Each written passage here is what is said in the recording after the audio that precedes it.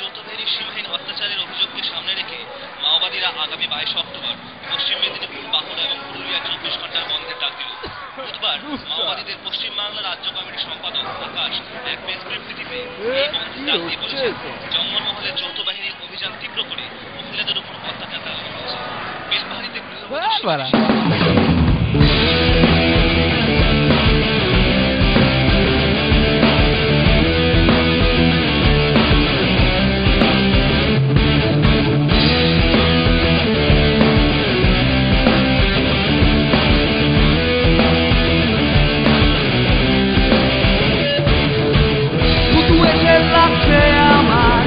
সাদা মাথা ঘিলুর মাঝে শুধু আমার রান্না জুড়ে চায়ের কাপেও ছড়িয়ে আছে তবু 10টা 5টা হাত পা ছুড়ে গা ভাসিয়ে দিচ্ছি আসি পেট মানো শৌখিনতার সহজ সাধ্য মুক্তি হাসি।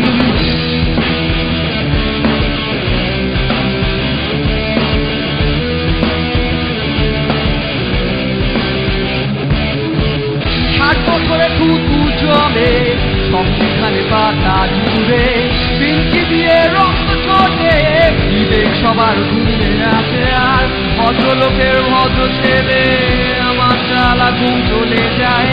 গণতন্ত্র বেঁচে থাকে খোয়ার ঘেরা নর্দমায়, গণতন্ত্র বেঁচে থাকে খোয়ার ঘেরা নর্দমায়।